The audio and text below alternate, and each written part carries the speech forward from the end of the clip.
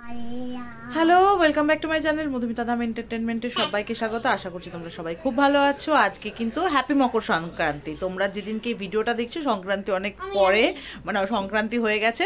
আচ্ছা, মাম্মামকে আগে দেখে দিই, মাম্মাম পাগল হয়ে যাচ্ছে। আচ্ছা, এটা হচ্ছে মাম্মামের আউটফিট। এই যে যেই জ্যাকেটটাও পরেছে আজকে, ও প্রথম পরছে, ভাঙছে আজকে, মানে ভাঙছে মানে পরছে আর কি। এটা দিদি এনে দিয়েছিল ওকে কাশ্মীর থেকে। আর এখন আমরা চললাম, এটা হচ্ছে মাম্মামের পুরো গোটাটা, ঠিক আছে। মাম্মাম তোমাকে দেখিয়ে দিয়েছি, হয়ে গেছে। এবার এবার আমাকে একটু কথা বলতে দাও। যতক্ষণ না ওকে না দেখাবো ততক্ষণ জানোই ওর শান্তি হয় না। তো যাই হোক, এবার আমরা কোথায় যাচ্ছি না যাচ্ছি অবশ্যই তোমাদের সাথে শেয়ার করবো। আজকে মঙ্গলবার, দীপ্যমানের ছুটি। তো দীপ্যমানের ছুটি মানে দীপ্যমান ছুটির দিনও নিস্তার নেই, মানে দীপ্যমানকে ছুটির দিনও আমি রাখি না, রাখি না বলতে তা না, মানে কালকে আমরা একটা দুজনে মিলে একটা ডিসিশন নিয়েছি। এবার কি ডিসিশন নিয়েছি অবশ্যই তোমাদেরকে দেখাবো, সঙ্গে থাকো, দেখতে থাকো, আর লাইক করে দাও। সবার আগে এখন যারা যারা ভিডিওটা দেখছো, শুরুতেই বলছি লাইক করে দাও, না হলে কিন্তু খুব খারাপ হয়ে যাবে, ঠিক আছে। তো আমরা এখন বেরিয়ে পড়েছি, দেখতেই পাচ্ছ। আর আজকে যেহেতু পৌষ সংক্রান্তির দিন, ছুটি ছাটার দিন, তো প্রত্যেকে এখানে ভিড় করে খেলাধুলো করছে, ভালো লাগে। এখন মাঠে কেউ মানে কাউকে খেলতে দেখলে ভীষণ মনটা ভালো হয়ে যায়। এই রাস্তাটা তোমাদেরকে অনেক দিন আগে দেখিয়েছিলাম আমি, মানে যাচ্ছিলাম, দীপ্যমান হঠাৎ করে বললো দেখ দেখ, আমাদের ওই যাওয়ার সময় একটা ফরেস্ট পড়েছিল, গ্যাংটক যাওয়ার সময়, তো ওই ফরেস্টের মতন মনে হলো, তাই আমি একটু ভিডিওটা তোমাদের সাথে শেয়ার করে নিলাম। আর এই বাঁদিকে একটা তিরুপতি মন্দির আছে, তিরুপতি না সরি, রাধাকৃষ্ণ মন্দির। তো এই রাধাকৃষ্ণ মন্দিরটা এখন আর পুজো হয় না, মানে এমনি জল বাতাসা দেওয়া হয়, কিন্তু আগে নাকি বিরাটভাবে আয়োজন করা হতো। এই মানে তোমাদেরকে আগে একটা ভিডিওতে বলেছিলাম, ওখানে কম্বল দান করা হতো, বিরাট বিরাট বিরাট বড় করে পুজো হতো।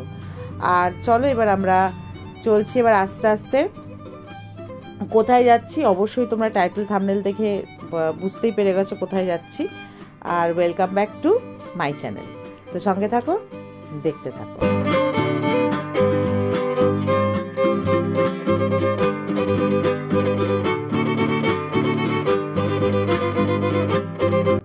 তো আমরা চলে এলাম ব্যান্ডেল চার্চে, দেখতেই পাচ্ছ কত বড় বড় মোমবাতি না। তো এবার আমাদের অলরেডি কিন্তু দেরি হয়ে গেছে। কিরকম দেরি হয়েছে?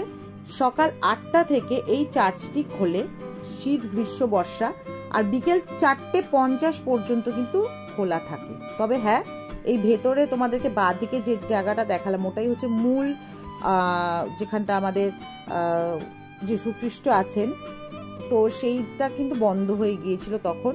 তো তখন আমরা যখন ঢুকছি তখন অলরেডি কিন্তু 4:40 বেজে গেছে। তো আমরা এই লাস্ট দেখতেই পাচ্ছ হুড়মুড়িয়ে ঢুকছি। তো তোমাদের সাথে একটু সামান্য ইতিহাসটা একটু আলোচনা করে নিই। ব্যান্ডেল চার্চ বা the basilica of the Holi রোজারি Bandel পশ্চিমবঙ্গের হুগলি জেলার একটি প্রাচীন খ্রিস্টান গির্জা।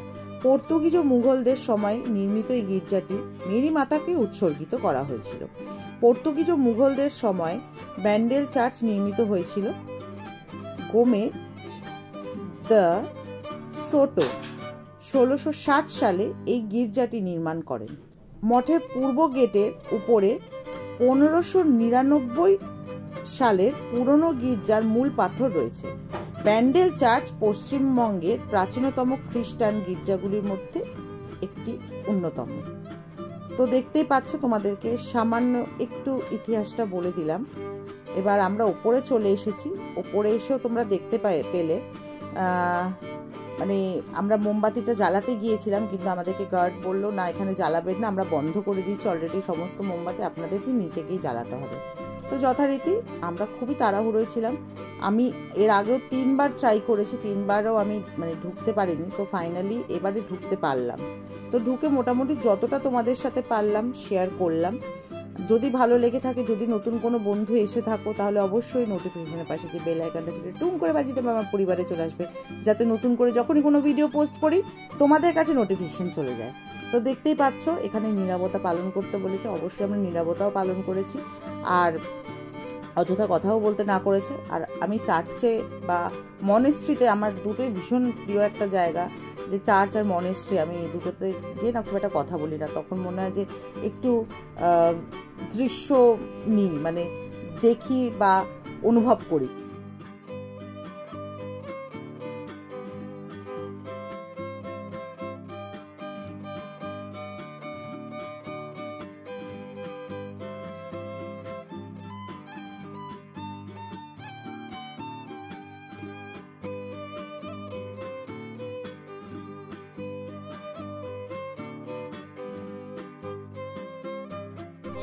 হ্যাঁ হ্যাঁ আসলে অনেকটা দূর থাকি তো, আমি থাকি উত্তরপাড়া।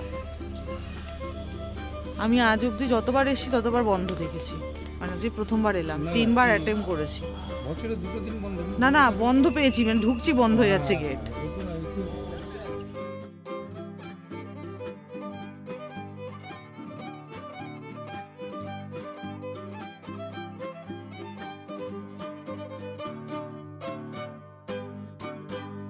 তো তোমাদের সাথে একটু সামান্য কিছুটা দেখাতে যাচ্ছি। আমার ইচ্ছে ছিল ওই দিকটাও যাওয়ার, কিন্তু ওই দিকটা যেতে পারলাম না, কারণ তোমাদেরকে বলছি যে 4:50 মানে আমরা যে মেন গেট দিয়ে ঢুকেছি সেই মেন গেটটাই ওরা বন্ধ করে দেয় 4:50-এ। তো সেই জন্য আমাদের 4:50-এর মধ্যেই বেরোতে হবে। তো খুবই তাড়াহুড়ো করতে করতে আমরা বেরোচ্ছি। তবে একটা জিনিস তোমাদের সাথে শেয়ার করব, সেটা হচ্ছে এই মাস্তুলটা। এই মাস্তুলটার ইতিহাসও আছে। এই মাস্তুলটার ইতিহাস তোমাদের একটা ছোট করে বলে দিই। 1955 খ্রিস্টাব্দে বঙ্গোপসাগরে তখন প্রচুর ঝড় শুরু হয়, আর সেদিন কিন্তু মেরি মাতার একটা মূর্তি প্রতিষ্ঠিত করা হয়, মানে করার দিন ছিল, সেই দিনটা শুভ দিন ছিল। তো সেই দিন জাহাজের নাবিক মানে মাদার মেরিকে স্মরণ করে তিনি বলেন যে জাহাজটি যদি কোনো ঝড়ের কবলে না পড়ে তাহলে কিন্তু অবশ্যই জাহাজের একটি মাস্তুল, যেই গির্জাকে ওনারা প্রথম দেখবেন সেই গির্জাকে মাস্তুলটি দান করবেন। তো সেটাই হয়েছিল। তো ঝড়ে কোনো রকম ক্ষতি হয়নি জাহাজটা। যখন জাহাজটি ঢোকে তখন দেখতে পায়, তখন গঙ্গার খুবই কাছে ছিল, এই আমাদের ব্যান্ডেল গির্জার কাছেই গঙ্গাটা ছিল। তো সেইখানেই আর কি মাস্তুলটা দান করে আর কি। তো দান করে এই গেটের সামনেই রাখা থাকতো। তবে 2010 সালে প্রচণ্ড ঝড় হয়েছিল, তখন মাস্তুলটা ভেঙে না দুখণ্ড হয়ে যায়। তো তখন তারপর থেকে আর কি ওরা মাস্তুলটা তোমাদেরকে যেখানে দেখলাম সেইখানেই দাঁড় করানো। তো দেখতেই পেলে এটা মন্দিরটা মানে গির্জাটা বন্ধ হয়ে গিয়েছিল, আমরা বাইরে থেকেই দর্শন করলাম।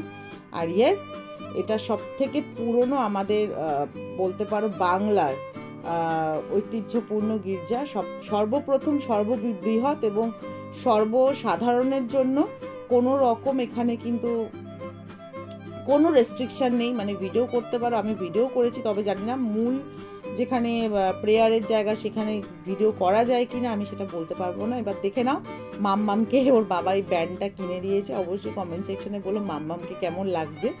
আর এরপরে আমরা একটু সাইডে ঘুরবো, কারণ আমাদের একটু ইচ্ছে করছিল। আমি কোনোদিনও ব্যান্ডেল চার্চে এসে এই দিকটা যাইনি, বা দিকটা মানে গেট থেকে বেরিয়ে আমরা একটু বা দিকটা গিয়েছিলাম। এই বা দিকে সমস্ত এখানে একটু জিনিসপত্র, ফ্রিজ ম্যাগনেটও দেখছিলাম।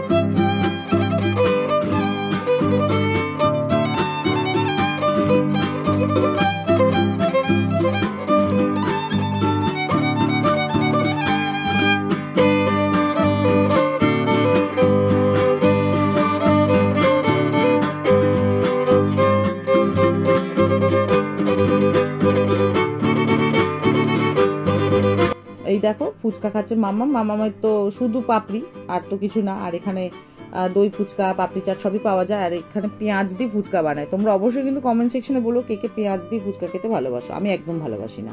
আর এখানে গোপালের খুব সুন্দর সুন্দর ড্রেসেস বিক্রি হচ্ছে এখানে, আমার ভীষণ ভালো লেগেছে, আর আমি একটা নিয়েওছি। তো আমার একটা ছোট গোপাল আছে না, বাড়িতে না, নিতুদির কাছে। তো নিতুদির ছোট ছেলের জন্য, সব থেকে ছোট্ট ছেলের জন্য, নিতুদির ছোট্ট ছেলের জন্য একটা নিয়েছি। আর দেখো এখানে অনেকগুলো স্টল উঠেও গেছে, কারণ সন্ধে হয়ে এসছে, আর শীতের সন্ধে মানে বুঝতেই পারছো খুবই তাড়াতাড়ি এরা উঠে যায়। আর আমার সব থেকে এটা মানে আমার সব থেকে ফেভারিট হচ্ছে বেলুন ফাটানো। তো এখানে 5টা 20 টাকায় ছিল, তার মধ্যে আমার 2টো মিস হয়ে গেছে প্র্যাকটিসের অভাব, বাট তারপরে 2টা ফাটিয়েছি। দেখো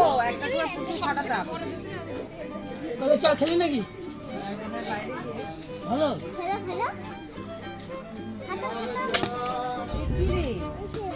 গেমটা ঠিক করে করবে না, এটা ফাঁক দিয়ে আর মাথা দেবে। ওটাই তো করেছি। আপনারা ভুল হচ্ছে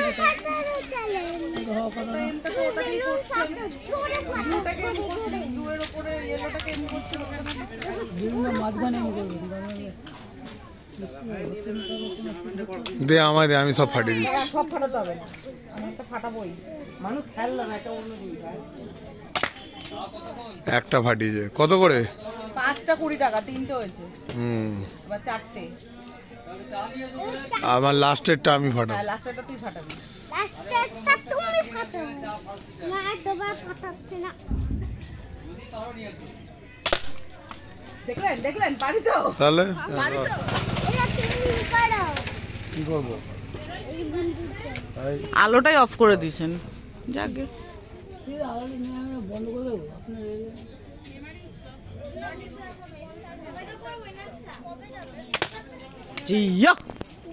সাবান খাট, সব সাবান, সাবান খাট, ওই সাবান খাট মানে সাবান কেস। 1 7 1 9। এটা ঝুড়ি। আরে সাবাস, অনেক কিছু পেয়ে গেছি, অনেক অনেক কিছু পেয়েছি। দেখুন কি কি পেয়েছি। 10 টাকায় না 20 টাকায়, তাই তো? 20 টাকা বললেন না? সাবান কেস পেয়েছি, সাবান কেসটা আমার কাজে লাগবে। ঝুড়ি পেয়েছি, ঝুড়িটাও খাবার ঢাকা দিতে কাজে লাগবে। দেখো এগুলো কত সবই বেলুন লাগবে। পড়ে গেছে, কত বেলুন পড়ে গেছে। ঝুড়ি, সাবান, আর কি পেয়েছি বললেন? লজেন্স আছে একটা লজেন্স। মাম্মাম খেয়ে নে লজেন্স। তুই খেয়ে না। লজেন্স কি চ্যাটার্জি বাবু, ঠিক আছে না? 20 টাকায় আমি দিয়ে দিচ্ছি টাকা, 20 টাকা। এনে পালস, ওরে সাবাস। এটা চুষে খেতে হয়। দাঁড়াও, এদিকে আসো। এবার দীপমান আমাকে বলছিল, মামা ওখানে গঙ্গা আছে, গঙ্গা আছে। তো গঙ্গা দেখতেই যাচ্ছিলাম। তো এবার তোমাদেরকে বললাম না মেলা বসেছিল, তো এখানে মেলার দেখো একটু সেট আপ রয়েছে। আইসক্রিম কাউন্টার আছে, ফুচকা আছে, তারপরে মেলাতে যেরকম থাকে আর কি, বাচ্চাদের রাইড ফাইডও থাকে, তো সেগুলোও ছিল।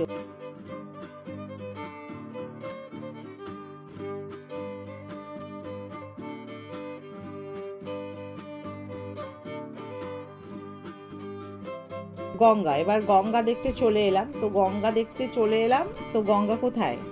গঙ্গা অনেক দূরে, কারণ গঙ্গা আস্তে আস্তে কি বলবো, চড়া, গঙ্গায় চড়া পড়ছে।